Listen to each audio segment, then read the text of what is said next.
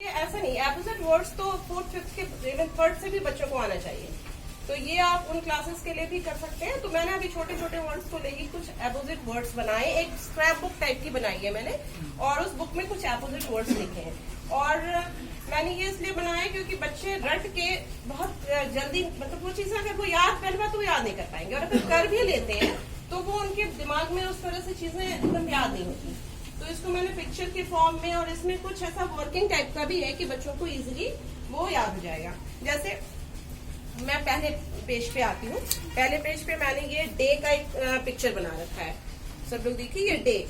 तो इस तरह से बच्चा जब इस पेज को पढ़ेगा और उसने देखा कि यहाँ डे पे सन निकला हुआ था, इधर मून और स्टार दिख रहे हैं, तो वो एक डिफरेंस भी जान पाएगा कि कि what we see in day and what we see at night, कि हम रात को मून स्टार्स वगैरह देखते हैं और दिन में हम जो है सूरज देखते हैं। और इससे उसको याद भी होगा कि that is day and that is night, both are opposites. फिर मैं नेक्स्ट पेज पे आती हूँ। यहाँ मैंने ये बिग और स्मॉल बताया। तो दिस इज बिग, शेप देख के बच्चे को समझ में आ रहा है, this is big Apple and this is small Apple, this is small Apple. तो वो बच्चे को कंसेप्ट क्लियर होगा कि this is small and this is big. और एक चीज और कि वो एक पिक्चर देख के जान रहा है कि ये कौन सा फ्रूट है। तो कुछ चीजें और भी वो मल्टीपल भी सीख रहा है कि दिस इज एप्पल।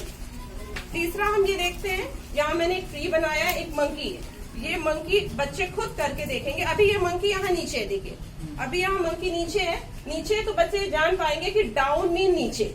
अब ये मंकी इस रस्सी के सहारे धीरे से ऊपर चढ़ गया, अब ये ट्री के ऊपर आ गया, ट्री पे आ गया, दैट्स मीन कि अप हो गया। तो up and down, up and down, up and down.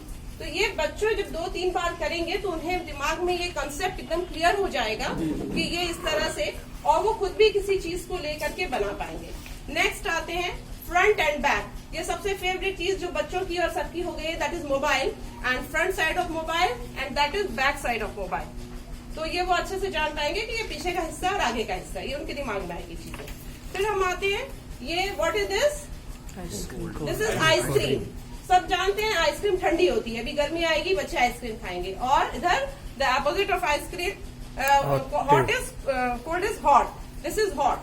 तो बच्चे जानते हैं कि चाय है गर्म होगी, तो वो चीजें उनके दिमाग में एकदम से बिल्कुल क्लियरली मेंशन हो जाएगी। And this is boy and this is girl, this is boy, this is boy and this is girl. तो ये चीजें वो जब खुद करके बार बार देखेंगे तो उन्हें समझ में आएगा। यहाँ एक फ्लावर है, फ्लावर के ऊपर एक हनी भी है और वो एकदम पास है, that's mean near. And when she flies, this is far, near, far. तो ये बच्चे जब 2-3 बार करेंगे तो उन्हें कुछ समझ में आ जाएगा कि near is the opposite of far and far is the opposite of near. And this is happy and the opposite of happy is sad.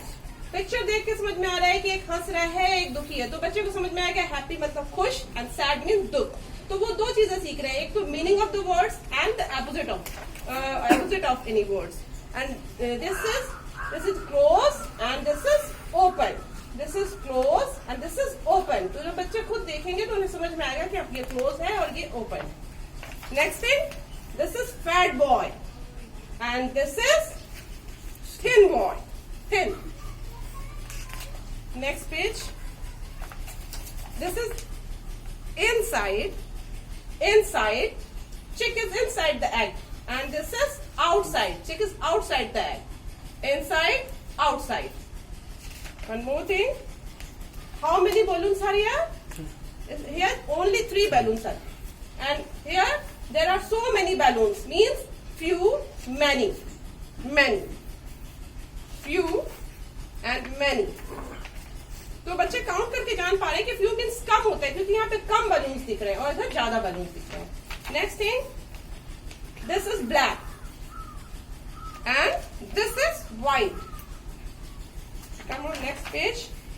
Here the pot is full and the pot is empty, the pot is empty and the pot is full.